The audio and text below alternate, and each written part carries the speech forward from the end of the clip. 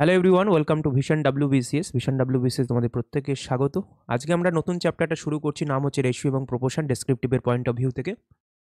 Chapter শুরুতে আমরা প্রতিদিন যেরকম করে থাকি যে প্রথমে আমরা থিওরিটাকে ডিসকাশন করব, থিওরির উপর বেস করে তারপরে আমরা বিভিন্ন ধরনের মডেল কোশ্চেন সলভ করব যেগুলো পরীক্ষায় আসতে পারে এই ধরনের, তাই না? চলো আমরা শুরু করি। প্রথম আমরা থিওরি পার্টের মধ্যে কী কী দেখতে পারি সেগুলোকে একবার দেখে নিই। মানে যেগুলো পরীক্ষায় আমাদের ল্যাঙ্গুয়েজটা লিখতে হবে অঙ্কের মধ্যে, সেইগুলোকেই আমরা থিওরির মধ্যে ডিসকাস করে নিচ্ছি, ঠিক আছে? সো খুব ইম্পর্টেন্ট হবে, ওই জন্য আমাদের এই পার্টিকুলার সেগমেন্টটাও খুব ইম্পর্টেন্ট এবং তোমাদের এটা এমসিকিউ জায়গাগুলোতেও কিন্তু কাজে লাগতে পারে, তাই জন্য খুব ইম্পর্টেন্টভাবেই এই ক্লাসটাকে অ্যাটেন্ড করো। চলো, তো ফার্স্ট অফ অল প্রথমে যেটা আমরা আলোচনা করব সেটা হচ্ছে রেশিও। তারপরে আমরা যাব কি প্রপোর্শন সম্পর্কে আমরা এগোবো, পড়াশোনা শুরু করব। তো ফার্স্ট আমাদের যে আলোচনার বিষয় সেটা হচ্ছে আমাদের কাছে রেশিও। আচ্ছা, রেশিও জিনিসটাকে যদি আমাকে ডিফাইন করতে হয় তাহলে আমরা কি বলবো? দুটো জিনিসের মধ্যে তুলনা করা হচ্ছে রেশিওতে, দ্যাটস রেশিও। তো ওটাকে আমরা যদি ল্যাঙ্গুয়েজে লিখি তাহলে কিভাবে লিখবো? হোয়েন টু অর মোর, এখানে প্রত্যেকটা শব্দকে গুরুত্ব দেবে কারণ এটা অঙ্কের মধ্যে লিখতে হবে। সিমিলার, ঠিক আছে? সিমিলার মানে কি একই ধরনের, টাকার সঙ্গে পয়সাকে রেশিও করবো না, টাকার সঙ্গে টাকাকেই রেশিও করবো। কেজির সঙ্গে কেজির সঙ্গে কেজিরই রেশিও হবে, মানে ওয়েটের সঙ্গে ওয়েটেরই রেশিও হবে। এটা important. When two are more similar quantities are compared then to represent this, এটাকে রিপ্রেজেন্ট করতে,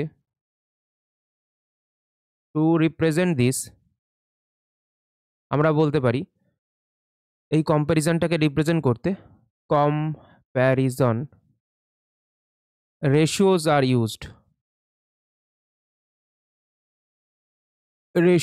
ইউজড, যদি এটাকে আমাদের সিম্পলিফাই করতে হয় তাহলে আমরা কিভাবে লিখব? তাহলে একটা রেশিওকে যদি আমরা বলি the ratio between X and Y, যদি আমি বলি the ratio between X and Y, can be represented, এটাকে কেমন করে লেখা হবে? ক্যান বি রিপ্রেজেন্টেড অ্যাজ, তাহলে বলতে হবে এটাকে লেখা হচ্ছে এক্স ইস টু ওয়াই দিয়ে, এক্স আর ওয়াই এর যে রেশিও তাকে লেখা হবে এক্স ইস টু ওয়াই, এরকম ইস টু চিহ্ন দেওয়া হবে। এবং এখানে একটা কথা বলে দিচ্ছি, দুটো শব্দ আছে যে দুটো পরীক্ষার জন্য ইম্পর্টেন্ট। ফায়ার এক্স ইজ কল্ড, এক্সটা সামনে বসে আছে না, তো এক্সকে বলবো আমরা অ্যান্টিসিডেন্ট। সো অ্যান্টিসিডেন্ট, এটা ডি, ঠিক আছে? Antecedent. And Y is called, কি হবে? ওয়াই পিছনের দিকে বসে আছে, তাহলে ওয়াইকে বলবো কনসিকুয়েন্ট।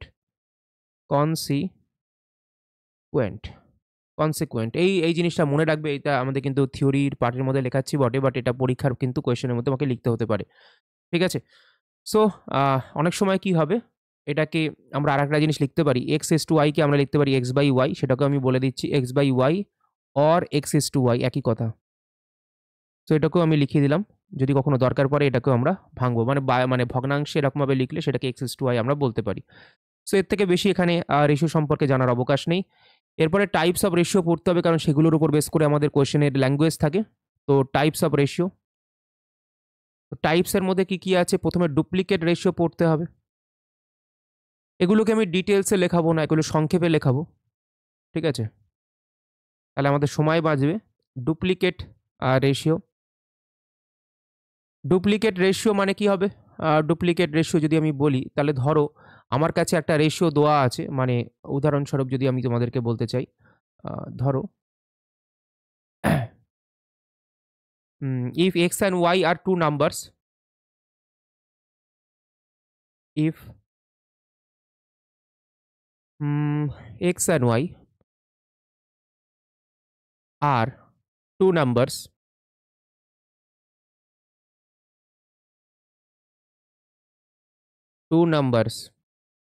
then মানে এরা টু নাম্বারস, এরা রেশিওতে ধরো আছে, ঠিক আছে?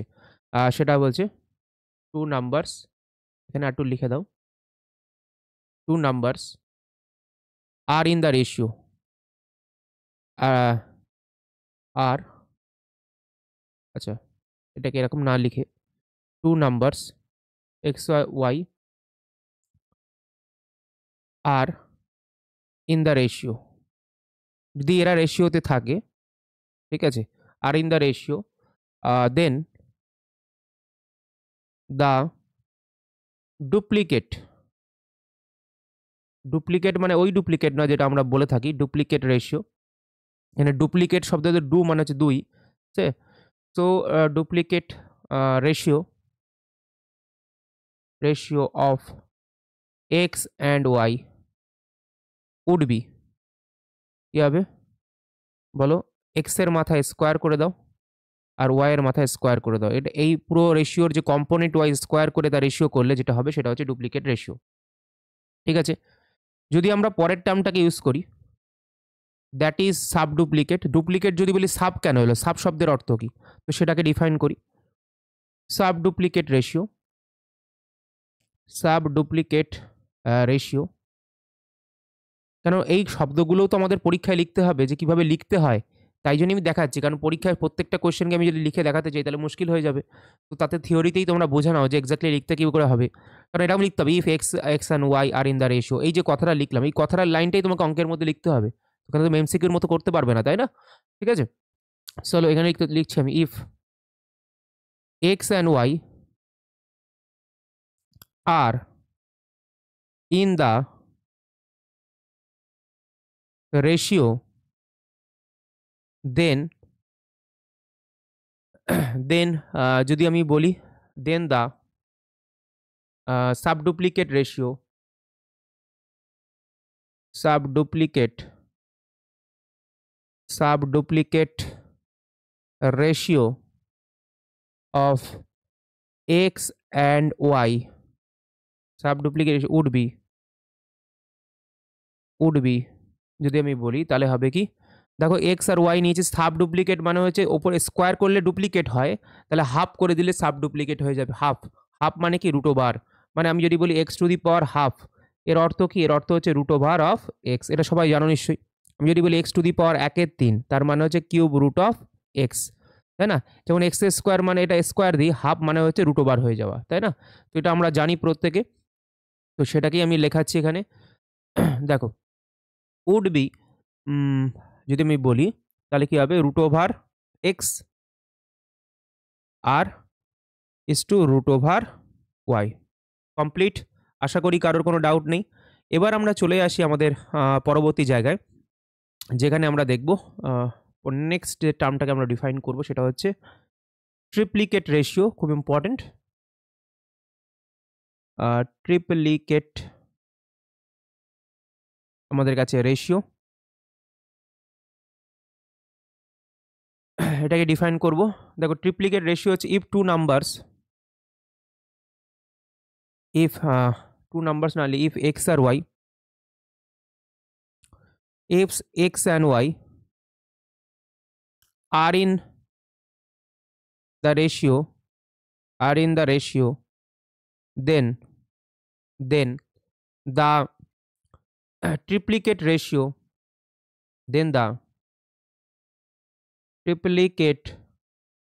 ratio of x and y would be কত হবে কিউব করে দাও ট্রিপ্লিকেট যেহেতু মূল নাম্বারটাকে আমি এক্স আর ওয়াই নিয়েছি তাহলে এক্স কিউব আর ওয়াই কিউব হয়ে যাবে ওকে সো এর পরে চলে আসো আমাদের 4 নম্বর পয়েন্টে সাব ট্রিপ্লিকেট রেশিও লিখবো এবার হ্যাঁ কি না সাব ট্রিপ্লিকেট রেশিও লিখবো দেখো এবার আমরা লিখবো যেটা সেটা হচ্ছে sub triplicate ratio sub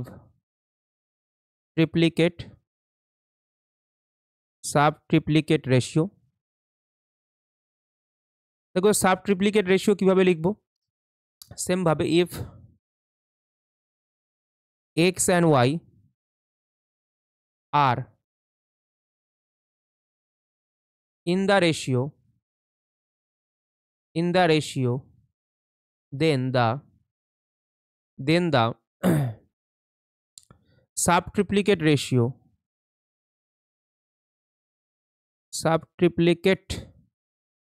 ratio of x and y would be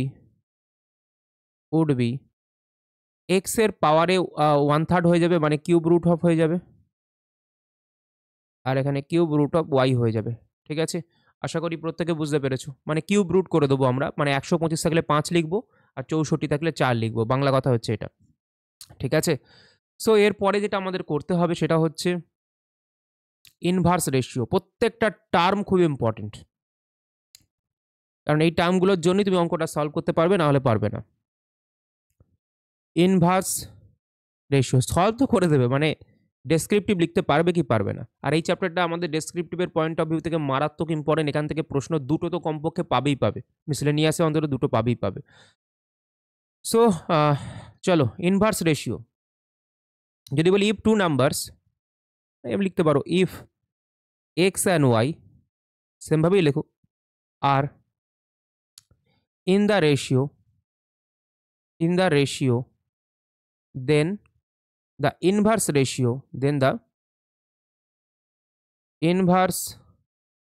ratio of x and y would be y is to x, মানে ঠিক উল্টে দিলে আমরা ইনভার্স রেশিও পেয়ে যাব। এরপরে যেটা আমরা করব সেটা হচ্ছে কম্পাউন্ড রেশিও। খুব ইম্পর্টেন্ট, টার্মটা অনেকে বোঝে না, তো সেটাকে আমাদেরকে একটু ডিফাইন করতে হবে। That is compound ratio. What is compound ratio?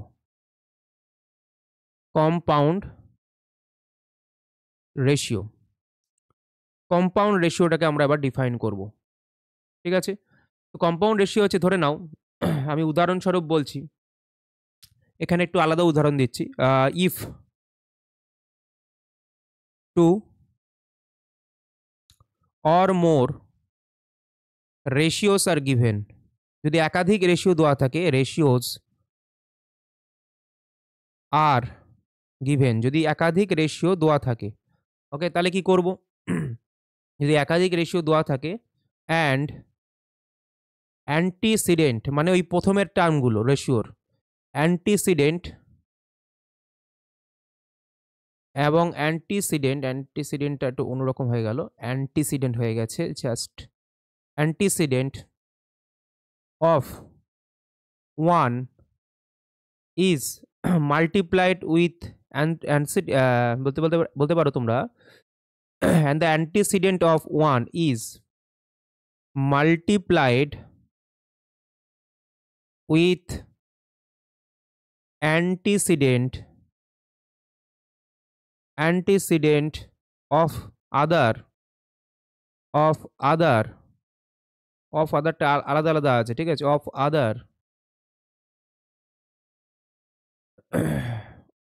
other okay, of other and respective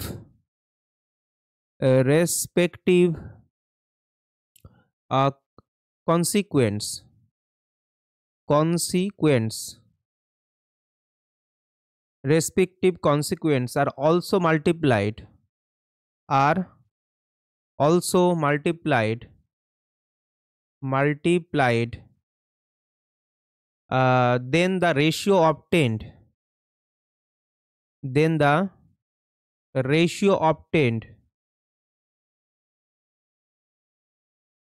then the ratio obtained is called compound ratio,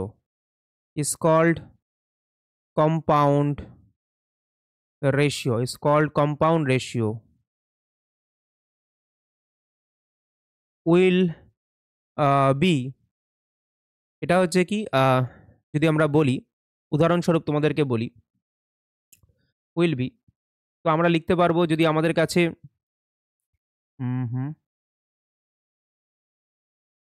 দাঁড়াও, এটা এইভাবে না লিখে এখানে একটু চেঞ্জেস করো,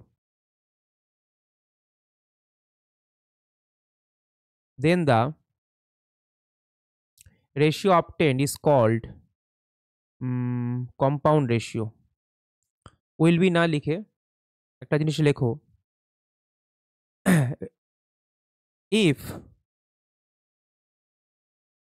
A is to B, C is to D, and E is to F are three ratios, three ratios, three ratios are three ratios, ratios ES হবে না, হ্যাঁ, ratios, just OS, ratios, then the compound, then the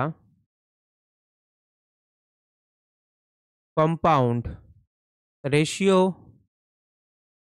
will be, মানে A is to B দেওয়া আছে আলাদাভাবে, C is to D দেওয়া আছে, তারপর E is to F দেওয়া আছে, তাহলে কম্পাউন্ড রেশিও হবে, প্রথমে অ্যান্টিসিডেন্টগুলো গুণ করো, এর সঙ্গে সি এর গুণ হবে, সি এর সঙ্গে ই এর গুণ হবে, তাহলে এ সি ই, তার সঙ্গে বসে থাকবে ওদিকের শেষেরগুলোকে গুণ হবে বি ডি এফ, তো বি ডি এফ, তো এটা হবে কম্পাউন্ড রেশিও। আশা করি বুঝে গেছো, ঠিক আছে? তো দুটো শব্দ মনে রাখবে, নোট হিসেবে লেখাচ্ছি, দুটো হয়তো কাজে লাগতে পারে, হয়তো কোনো ল্যাঙ্গুয়েজ পরীক্ষা আটকে গেল, তার জন্যই লিখিয়ে দিচ্ছি নোট হিসাবে। নোট নাম্বার 1 একটা লিখতে পারো, যদি কখনো অ্যান্টিসিডেন্ট বড় হয়, অ্যান্টিসিডেন্ট যদি বড় হয় কনসিকুয়েন্টের থেকে, কনসিকুয়েন্টের থেকে কোনো একটা রেশিওতে যদি অ্যান্টিসিডেন্ট কনসিকুয়েন্টের থেকে বড় হয়, তাহলে সেই রেশিওকে বলা হবে, সেই রেশিওকে বলা হবে ratio of the greater inequality, then ratio is called বা ratio is known as the ratio, the ratio of greater বলতে পারো তোমরা ইনইকুয়ালিটি।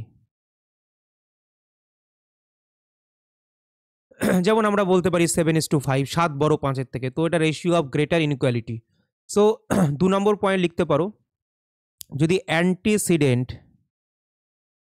অ্যান্টিসিডেন্ট যদি লেস দ্যান কনসিকুয়েন্ট হয়, লেস দ্যান কনসিকুয়েন্ট হয়, তাহলে এটাকে আমরা কিভাবে বলতে পারি, এটাকে আমরা সেমভাবে রেশিও ইজ কল্ড বলবো আমরা, ratio is called the ratio of বলতে পারবো লেস ইনইকুয়ালিটি,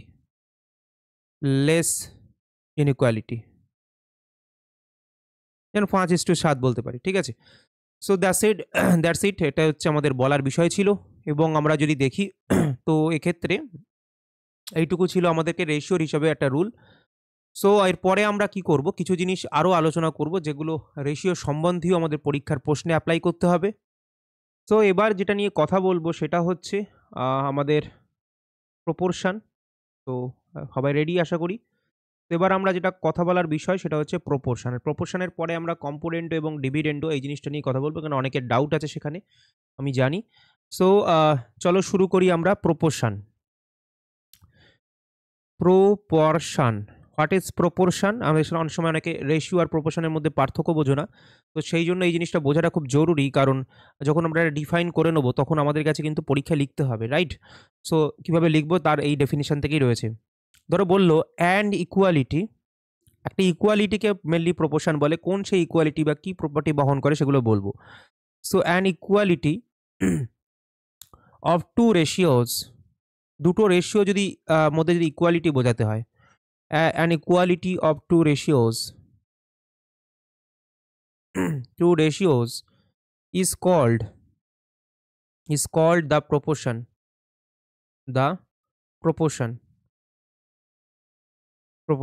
এবং এখানে সিম্পলিফাই করলে আমরা বলতে পারি, ইফ যদি আমার কাছে দুটো রেশিও থাকে আলাদা আলাদা, এ বাই বির যে মান সেটা যদি সি বাই ডির সঙ্গে সমান হয়, অর আমরা বলতে পারি এ ইজ টু বি, এই যে মানটা এটাকে এ ইজ টু বি লিখতে পারি, বাঁদিকটাকে একটু আগে শিখিয়েছি, সমান সমান সি ইজ টু ডি হয়, then we can say that আমরা বলতে পারবো যে আমরা বলতে পারি যে A B C and D, চারটে জিনিস এখানে উল্লেখ করেছে A B C D, are in proportion, তারা প্রপোর্শনে আছে, আর in proportion, and can be written as, can be written as, can be written as, can be written as, can be written as, আমরা বলতে পারি a is to b, double is to c is to d, right? a is to b, double is to c is to d, এটা কিন্তু আমরা লিখতে পারি। ওকে, হোয়ার symbol, এই double is to সিম্বলটাকে আমি কিভাবে পড়বো? হোয়ার, এই যে সিম্বলটা, এটাকে যদি আমি ইন্ডিকেট করে দিই, represents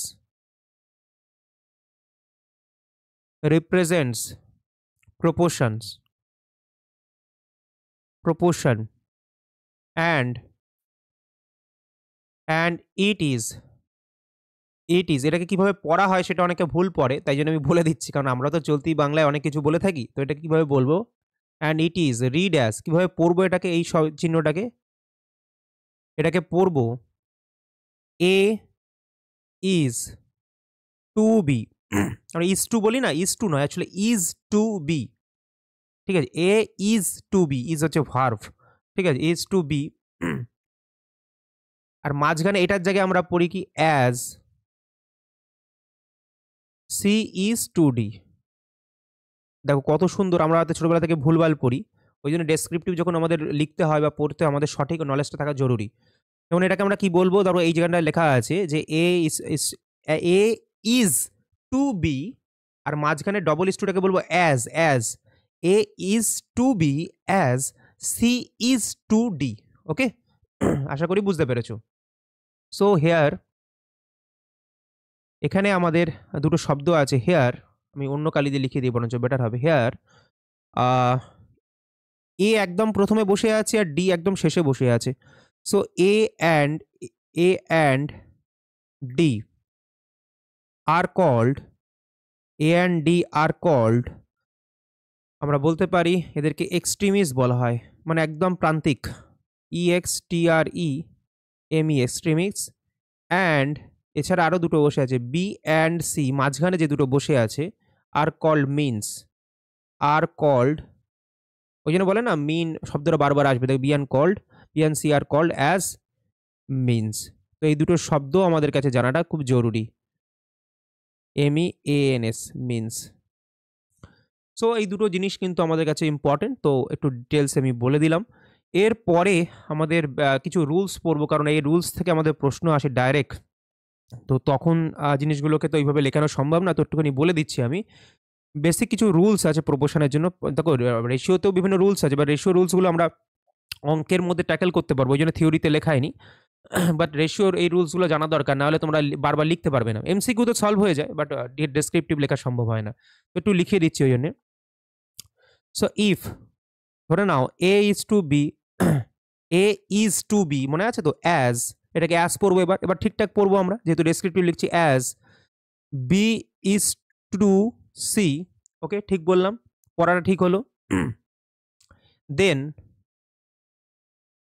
C is the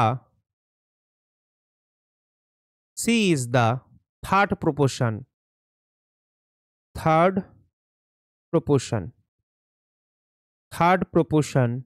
proportional to A and B। মারাত্মক কথা লিখলাম, কে কে বুঝতে পারলে আমি জানি না, আমি একবার বলবো। which are in continued, এই শব্দটা important, continued proportions, proportion and will be calculated as, A is to B as B is to C. That means A is to B equal to B is to C. That means A into C, মানে এটাকে যদি তুমি তলায় তলায় লেখো এ by B সমান সমান B by C, তো কোনাকুনি গুণ হবে না, আমরা কোনাকুনি গুণ করি। এ ইস টু সি সমান সমান B is to B, that means B square সমান সমান এসি, দ্যাট মিনস সি সমান সমান বি স্কোয়ার বাই এ। এত কথা স্যার কেন লেখালেন, কি বৃত্তান্ত একটু যদি বলেন। এখানে বলার বিষয়বস্তু হচ্ছে যে সি হচ্ছে কি বলতো, সি কে ডিফাইন করা হয়েছে C is the third proportional to A and B, এই কথাটা ইম্পর্টেন্ট। এবং এর সাথে বলেছে which are in continued proportion, কীরকম প্রপোর্শনে আছে বলো, কন্টিনিউড প্রপোর্শনে আছে। এই শব্দটাও কিন্তু খুব গুরুত্বপূর্ণ, ঠিক আছে, কন্টিনিউড প্রপোর্শনে আছে। সো সি হচ্ছে এক নম্বর হচ্ছে থার্ড প্রপোর্শন, আর একটা হচ্ছে কন্টিনিউড। তো আমি এটাকে ব্যাখ্যা করি একটু ছোট করে, এর মতো না করে হলেও আমি আমার মতো করে একটা ব্যাখ্যা করে দিয়েছি, শুনে নাও। ধরো আমার কাছে এ আছে, বি আছে এবং সিকে আমি থার্ড প্রপোর্শন বললাম, আর এরা কন্টিনিউড প্রপোর্শনে আছে, মানে এ এর সঙ্গে প্রপোর্শনে থাকবে। যেহেতু তিনটে আছে, যেহেতু আমাকে প্রপোর্শন তৈরি করতে গেলে মাঝখানে আমাদের অ্যাস আর দুদিকে দুটো অনুপাত লিখতে হয়, তো এদিকের অনুপাতটা এই দুটো নিয়ে তৈরি হবে এবং আরেকটা অনুপাত এই দুটো নিয়ে তৈরি হবে, মানে বি ডবল বার রিপিট হয়ে যাবে এখানে, মানে এখানে তৈরি হয়ে যাবে এ ইস টু বি, আর এখানে বি আর সিকে নিতে হবে, তাহলে বি ইস টু সি। তো এই যে লেখার ধরনটা, সিকে 3 নম্বর স্থানে বসিয়েছি, এটা ফার্স্ট, এটা সেকেন্ড, এটা থার্ড, তাই জন্য সিকে এখানে বলা হয় কি থার্ড প্রপোর্শন, রাইট। সো এই জিনিসটাকে এখানে কথায় লেখা হয়েছে, কথা ল্যাঙ্গুয়েজটা বোঝা দরকার, কারণ কথা তো আমাদের লিখতে হবে। সো ল্যাঙ্গুয়েজ না বুঝতে পারলে আমরা লিখতে পারবো না। হ্যাঁ, আমি সিকিউতে তো হয়তো একটুখানি বলে দিলাম, তোমরা লিখে দিতে পারবে, অসুবিধা নেই, মানে তোমরা কোশ্চেনটা সলভ করে দিতে পারবে, বাট এখানে আমাদের কিন্তু বোঝার অবকাশ রয়েছে। তাই কন্টিনিউড প্রপোর্শন এই শব্দটা ইম্পর্টেন্ট, এটা উল্লেখ করতে হবে পরীক্ষায়, কারণ কন্টিনিউড প্রপোর্শন না হলে আমরা এভাবে কি করে লিখতাম, বিকে ডবল বার রিপিট কি করে করতাম, তাই না? তো এই শব্দটা কিন্তু important, continued repeat proportion important. C হচ্ছে থার্ড প্রপোর্শন হওয়ার জন্যই এইভাবে লিখছি, এটাও ইম্পর্টেন্ট। এই জিনিস সি থার্ড প্রপোর্শন হওয়ার জন্য মাঝখানেরটা দুবার রিপিট হয়েছে, এই কথাটা ইম্পর্টেন্ট, যার জন্য তোমাদের কাছে এইরকম একটা স্ট্রাকচার দাঁড়িয়েছে, ঠিক আছে। তো রুল নাম্বার 1 খুব ইম্পর্টেন্ট, ভালো করে তোমরা এটাকে লক্ষ্য করবে। এবার যেটা চলে আসবো আমরা, সেটা হচ্ছে rule number 2। So rule number 2 আমরা দেখে নেই, এটা খুব সহজভাবে আমরা জিনিসটাকে দেখার চেষ্টা করব। ধরে নাও if A is to B, ভালো করে দেখবে, এ ইজ টু বি আর সি ইজ টু ডি, মানে এখানে চারটে জিনিসই আছে, তাহলে তো তৃতীয় প্রপোর্শনের কোনো জায়গা নেই, এটা চতুর্থ প্রপোর্শন হবে। তার মানে ডিটাকে আমি বলতে পারি এটা 4 নম্বর ইউজ করেছি, এটা 1 নম্বর, এটা 2 নম্বর, এটা 3 নম্বর এবং এটা 4 নম্বর, রাইট। সো যদি আমরা দেখি তাহলে বলতে পারবো দেন, এটা আমি নিচেরটা মুছে দিচ্ছি, নাম্বারিং আশা করি বুঝে গেছো। সো এটা মুছে দিলেও কোনো অসুবিধা নেই। দেন যদি বলি then D is called, then D is called, then D is called the fourth proportional, fourth proportional, fourth proportional to, কি হবে বলো, A B and C D, ঠিক আছে, A B and C D, এদের মাঝখানে fourth proportional কিন্তু হিসেবে D কাজ করছে, will be calculated as, calculated as, এটাকে ক্যালকুলেট করা হবে কেমন করে, তাহলে সেই similar sir A is to B, এটাকে বলবো অ্যাজ, তাই না, as C is to D, এটাকে লিখবো কেমন করে বলো, এ ইজ টু বি সমান সমান সি ইজ টু ডি, যেটাকে তলায় তলায় লিখি আমরা এ বাই বি সমান সমান সি বাই ডি, কোনাকুনি গুণ করবো, দ্যাটস ইট। সো কোনাকুনি গুণ করলে এ সি, সরি প্রথমটার সঙ্গে শেষেরটা গুণ হয়ে যাবে, কোনাকুনি গুণ করলে এ ডি সমান সমান বিসি, তো এখান থেকে গুণ করলে ডি সমান সমান হয়ে যাবে বিসি বাই এ। তো এগুলো অত লেখার দরকার নেই, বাট কী করে ক্যালকুলেশন হচ্ছে একবার দেখে নাও, পরীক্ষায় তো আমরা কীভাবে করবো সেটা তো কোয়েশ্চেনের মধ্যে দেখবো, বাট এটার ক্যালকুলেশনের প্রসেস বা জিনিসটা কি এটা বোঝাটা খুব জরুরি, ঠিক আছে, কি বললাম, না হলে কিন্তু আমরা পরীক্ষা হলে এই ধরনের কোয়েশ্চেনকে ট্যাকেল করতে পারবো না। দেখো এবার যেটা আমরা করব সেটা হচ্ছে আমাদের রুল নাম্বার 3, রুল নাম্বার 3টাকে আমরা ভালো করে লিখে নেবো, দেন আমাদের কাছে কম্পোনেন্টো এবং ডিভিডেন্ডো যে রুলটা আছে সেটাকে লিখতে হবে, ঠিক আছে, কি বললাম। সো রুল নাম্বার আমরা 3টাকে একটু ভালো করে দেখার চেষ্টা করব, এটাকে মিন প্রপোর্শন বলে। সো মিন প্রপোর্শন আমি লিখছি, mean proportional, proportional, mean proportional between A and B, mean proportional between A and B, এটা হয়ে যাবে কি root over of A B. বলে স্যার কী করে হলো একটুখানি যদি ব্যাখ্যা করেন, আমি ব্যাখ্যা করে দিচ্ছি, চাপ নেওয়ার কোনো কারণ নেই। মিন মানে হচ্ছে মাঝখানে, ধরো আমার কাছে এ আর বি আছে, তাদের মাঝখানে আমি সিকে নিলাম, নিয়ে কন্টিনিউড প্রপোর্শন অ্যাপ্লাই করলাম, তাহলে এ আর সি আর বি হয়ে যাবে, তাই না, রেশিওতে। তো এটাই তো আমি শিখিয়েছিলাম। সো আমি যদি সি না নিয়ে একটা জেনারেল এক্স দিয়ে বলে দিই, তাহলে তোমরা বুঝতে পারবে আমি জিনিসটা তো মুখে মুখে বলেই দিয়েছি। সো একবার লিখিয়ে দিই এটাকে, সব থেকে ভালো হবে, খুব ভালোভাবে। তাহলে কী হবে, let the mean proportion, let the mean proportional let the mean proportional between a and b যদি আমার কাছে x হয়ে থাকে, তাহলে আমরা বলতে পারবো দেন a is to x as বলতে পারবো এক্সটা দুবার রিপিট হবে, কারণ এ আর বি এর মাঝখানে মিন হিসাবে এক্স কে ইউজ করেছি। সো তার মানে কি হবে, এ এক্স আর এক্স বি, রাইট। সো এক্ষেত্রে কী হবে, সমান সমান যদি আমরা দেখি, so a is to x equal to x is to b, মানে যেটাকে আমরা বলে থাকি এ বাই এক্স সমান সমান এক্স বাই বি, দ্যাটস ইট।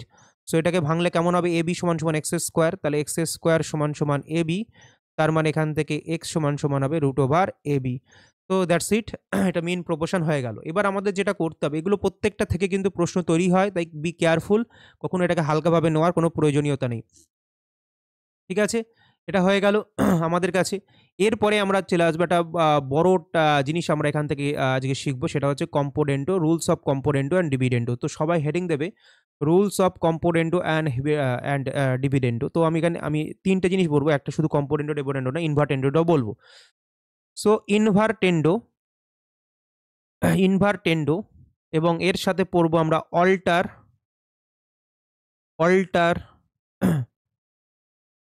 অল্টারেন্ডো। এর সাথে আমরা যেটা করব সেটা হচ্ছে কম্পোনেন্টো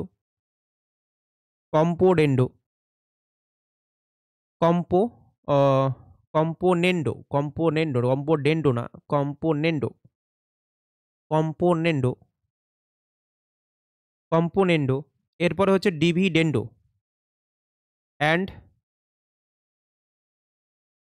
অল্টারনেন্ডো। এখানে শব্দটা একটু ভুল হয়েছে আমার,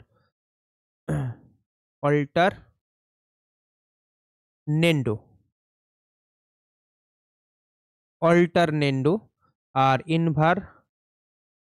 ইনভার্টেন্ডো, ঠিক আছে। সো এখানে শব্দগুলো না একটু কনফিউজিং, একটু দেখে নেবে তোমরা।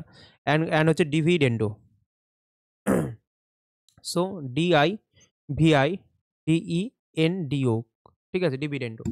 সো এই প্রত্যেকটা টার্মকে আমাদের একটুখানি ডিফাইন করতে হবে, কী করে ক্যালকুলেশন হয় সেগুলোকে দেখতে হবে, কারণ পরীক্ষার পয়েন্ট অফ ভিউ থেকে খুব ইম্পর্টেন্ট টার্ম প্রত্যেকটাই।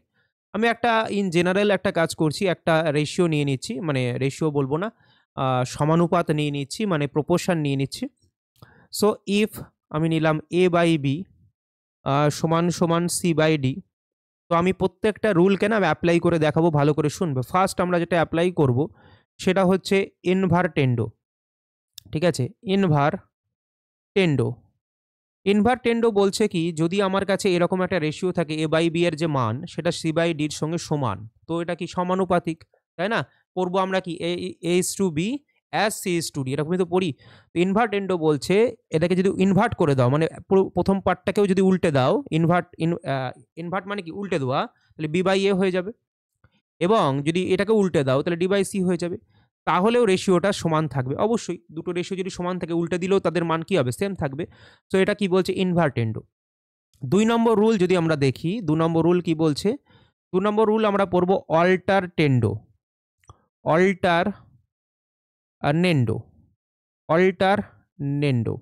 অল্টারনেন্ডো রুল কি বলছে স্যার, অল্টার শব্দটা মাথায় রাখো, যেখানে এ বাই বি আছে সি বাই ডি, তাহলে আমরা একটা কাজ করতে পারি, আমরা মানে শিফটিং করতে পারি। বলে স্যার কীরকম ভাবে, দেখো এ আছে, আমি সিটাকে নিচে নামিয়ে আনলাম, বিটাকে ওপরে নিয়ে গেলাম, এরকম করতে পারি না, ছোটোবেলায় করতাম, মনে আরও। এ বাই বি আছে, ধরো সি বাই ডি আছে, তো বিটাকে কোনাকুনি নিয়ে যেতে পারি, সিটাকে কোনাকুনি নিয়ে আসতে পারি, একই তো ব্যাপার। এ বাই সি সমান সমান বি বাই ডি, বলো করতে পারি কি পারি না, অবশ্যই করতে পারি। সো এই জিনিসটা এখানে অ্যাপ্লাই করবো, অল্টারনেন্ডো মানে অল্টার করছি, তো এ বাই সি মানে সিটাকে নিচে নামিয়ে আনলাম আর বিটাকে ওপরে নিয়ে চলে গেলাম, কোনাকুনি আমরা করতেই পারি। So that is alternendo, right? এবং যদি আমরা দেখি ৩ নম্বর যদি আমরা অ্যাপ্লাই করি, ঠিক আছে? এগুলো হচ্ছে রেশিও, মানে সমানুপাতের মধ্যে সাম্যতা বজায় রেখে কী ক্যালকুলেশন করতে পারি তারই নাম হচ্ছে এই ৪টে নাম। ইনভারটেন্ডো, ঠিক আছে? অল্টারেন্ডো, এছাড়া কম্পোনেন্ডো এবং ডিভিডেন্ডো। এগুলো সবই হচ্ছে, যদি আমাদের কাছে ইকুয়ালিটিকে ইনট্যাক্ট রাখতে হয় বা সমানুপাতকে ইনট্যাক্ট রাখতে হয়, তাহলে আমরা কীভাবে ক্যালকুলেশন করতে পারি, ঠিক আছে? দুটো শিখিয়ে ফেলেছি। এরপরে থার্ড যেটা করতে হবে আমাদেরকে সেটা হচ্ছে কম্পোনেন্ডো, রাইট? সেটা করতে হবে কম্পোনেন্ডো। সো কম্পোনেন্ডো রুলটা যদি আমরা দেখি তাহলে দেখব, যদি আমরা একটা নতুন রেশিও তৈরি করতে চাই সেমভাবে a/b = যেহেতু c/d, এরকম একটা সাম্যতা রেখে নতুন রেশিও তৈরি করতে চাই, তাহলে আমরা কি করব, নিচেরটাকে নিয়ে গিয়ে মানে হর যেটা ডিনোমিনেটরটাকে নিয়ে গিয়ে যদি উপরে যোগ করে দেই, সো a/b আর নিচেরটা যেমন আছে থাকবে, যে রেশিওটা নতুন ফর্ম হলো এই রেশিওটা কার সঙ্গে সমান হবে, তাহলে পরেরটাকেও আমি সেম অপারেশন করব c/d আর নিচে d, তাহলে দেখবে এই দুটো রেশিও কিন্তু সমান হবে। বলে স্যার আমি বুঝতে পারলাম না, এটা প্র্যাকটিক্যালি দেখান। আমরা নিজেরাও জানি 1/3 আর 2/6 এরা দুটো সেম রেশিও, কারণ কাটাকুটি করলে 1/3 হবে। তো আমি এটাকে উপরে নিয়ে গিয়ে যোগ করুন, তাহলে হচ্ছে 4 হয়ে যাবে, নিচে 3 পড়ে আছে, এবং এটাকেও উপরে নিয়ে গিয়ে যোগ করুন, দেখো 8/6, এবার কাটাকুটি করো, এটাও দেখবে 4/3ই আসবে কাটাকুটি করলে, রাইট? তাহলে সেম রেশিও ইনট্যাক্ট থাকছে।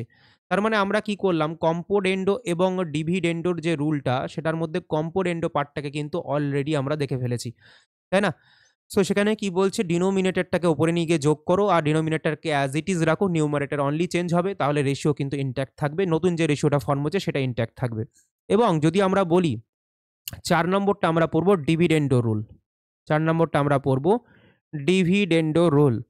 ডিভিডেন্ডো রুল কি বলছে, ধরো নিচেরটাকে ওপরে নিয়ে গিয়ে যোগ করেছিলাম, ডিভিডেন্ডো বলছে নিচেরটাকে ওপরে নিয়ে গিয়ে কী করো, বিয়োগ করে দাও, মানে a মাইনাস বি হবে, বাকি নিচের পার্টটা সেম থাকবে, তাহলে যে নতুন রেশিওগুলো ফর্ম হবে তাদের মধ্যেও কিন্তু সাম্যতা থাকবে, তাদের মধ্যে সমতা থাকবে। তো এটাকে বলছে, এটা হচ্ছে ডিভিডেন্ডো রুল। এবার আমাদের কাছে 5 নম্বর যে পয়েন্টটা সেটা হচ্ছে কি, আমাদের যেটা ম্যাক্সিমাম সময় পরীক্ষায় কাজে লাগাতে হয় সেটা হচ্ছে রুল অফ কম্পোনেন্ডো এবং ডিভিডেন্ডো, মানে দুটোকে একসাথে কাজে লাগাবো। তো এটাকে হেডিং করো, এখানে বলবো কম্পোনেন্ডো এবং ডিভিডেন্ডোকে যদি একসাথে কাজে লাগাই তাহলে তো সবটাকে আর উপরে নিতে পারবো না, একটাকে উপরে নিয়ে যাবো, একটাকে নিচে রাখবো, দুভাবে ক্যালকুলেশন করব। সো কম্পোনেন্ডো অ্যান্ড ডিভিডেন্ডো, কম্পোনেন্ডো নয়, কম্পোনেন্ডো। সো এই ভাষাগুলো একটু দেখে নিও তোমরা, কম্পোনেন্ডো অ্যান্ড ডিভিডেন্ডো। সো কম্পোনেন্ডো এবং ডিভিডেন্ডো এই দুটোকে যদি একসাথে অ্যাপ্লাই করি তাহলে কেমন দেখাবে বলো, হরেরটাকে ওপরে নিয়ে গিয়ে তো যোগ করলাম স্যার, কিন্তু নিচে বিয়োগ করব, কারণ একসাথে দুটো তো ওপরে করতে পারবো না। আর তাহলে সিমিলার ক্যালকুলেশন ওখানেও করব, c+d করব স্যার, c-d করব। এই যে নতুন দুটো রেশিও পেলাম, এই দুটো রেশিও কিন্তু সমান থাকবে, সমান হবে। এটা কে বলছে, কম্পোনেন্ডো এবং ডিভিডেন্ডো একসাথে অ্যাপ্লাই করলে this is most important for our examination point of view. So এটা দেখলে, এবং আমরা 6 নম্বর একটা পয়েন্ট করব যেটা ইম্পর্টেন্ট আমাদের পরীক্ষার পয়েন্ট অফ ভিউ থেকে, যদিও এটা হচ্ছে এর অ্যাপ্লিকেশন, তবুও বলে দিচ্ছি। যদি কখনো মনে করো, যদি কখনো এরকম থাকে আমাদের কাছে একটা রেশিও দেওয়া আছে a/b, আর একটা রেশিও আমি দেওয়া আছে এর সঙ্গে সমান c/d, আর একটা রেশিও ধরো দেওয়া আছে i/j, এরকম প্রত্যেকটা রেশিও ধরো সমান, এবং প্রত্যেকটা রেশিওর যে মান, মানে ক্যালকুলেশন করলে যে মান দাঁড়াবে সেই মানটা ধরো এর সঙ্গে সমান। ঠিক আছে, কি বললাম? তাহলে মনে রাখবে, এখান থেকে আমরা নতুন একটা কনক্লুশন দিতে পারি, একটা না দুটো কনক্লুশন দিতে পারি, যদি আমি এর লবগুলোকে যোগ করে দেই, মানে a plus c plus i, এরকম করে যতগুলো লব আছে, যতগুলো সেম রেশিও আছে সবগুলোকে যোগ করলাম, এবং নিচের সবগুলোকে যোগ করলাম, b plus d plus j, এরকম করে যতগুলো আসবে নিচে হর আছে, যেগুলো ডিনোমিনেটর আছে সেগুলোকে সবগুলোকে যোগ করলাম, তাহলে ওপরের যোগফল আর নিচের যোগফলকে যখন আমি ক্যালকুলেট করব, তাকে রেশিওতে কনভার্ট করে দেখব, তখন যে রেশিওটা তৈরি হবে সেই রেশিওটা কিন্তু এই কে এর মানের সঙ্গে ইকুয়ালি হবে, মানে রেশিও কিন্তু মান কিন্তু সেমই থাকবে, মানে রেশিও চেঞ্জ হবে না। ঠিক আছে, এই পয়েন্টটা খুব ইম্পর্টেন্ট পয়েন্ট আমাদের পরীক্ষার ক্যালকুলেশনের পার্সপেক্টিভে।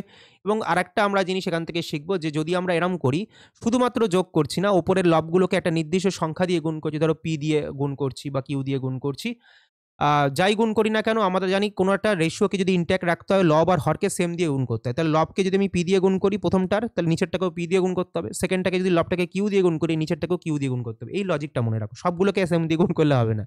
সো তাহলে কি করবো আমরা, তাহলে পি এ ধরো প্রথমটার লবকে আমি পি দিয়ে গুণ করেছি, তাহলে প্রথমটার হরকেও আমি কি করলাম, পি বি মানে পি দিয়ে গুণ করলাম। পরেরটা লবকে আমি আর যোগ করতে করতে থাকছি, লবগুলোকে কন্টিনিউ যোগ করছি, কিন্তু লজিকটা কি, লব আর হরকে কিন্তু সেম সংখ্যা দিয়ে গুণ করে যোগ করছি। তাহলে পি নিচে পরেরটাকে ওপরে নিচে কিউ দিয়ে গুণ করো, তাহলে যোগ করলে কিউ সি আর নিচে কি হবে কিউডি।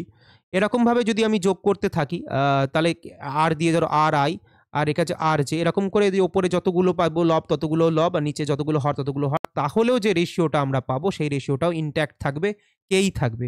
ঠিক আছে, যেখানে পি কিউ আর এগুলো সব কিন্তু কনস্ট্যান্ট, মানে প্রত্যেকটার একটা নির্দিষ্ট মান আছে। তো পি কিউ আর এগুলো যেগুলো আছে এগুলো সব কিন্তু কনস্ট্যান্ট। ঠিক আছে, তো এগুলো মাথায় রাখতে হবে। এই যে জিনিসটা আমি শেখালাম এই জিনিসের উপর ভিত্তি করেও কিন্তু পরীক্ষায় আমাদের কাছে প্রশ্ন আসবে। তো এই ছিল আমাদের কমপ্লিট থিওরি, এর বাইরে কোনো থিওরি করার দরকার নেই। এরপরে আমরা কোয়েশ্চেন আনসারের মাধ্যমে আমাদের যে পুরো কনসেপচুয়াল আন্ডারস্ট্যান্ডিং সেটাকে আরও ভালোভাবে ইনডেপথ আমরা নিয়ে চলে যাব। তো ভালো থেকো, যেটুকু করালাম রিভিশন করো। পরের সেশনে তোমাদের সঙ্গে খুব তাড়াতাড়ি দেখা হচ্ছে কোয়েশ্চেন অ্যান্সারের সাথে। ওকে, তো আজ এ পর্যন্তই, এবং ভালো করে প্র্যাকটিস করে এসো।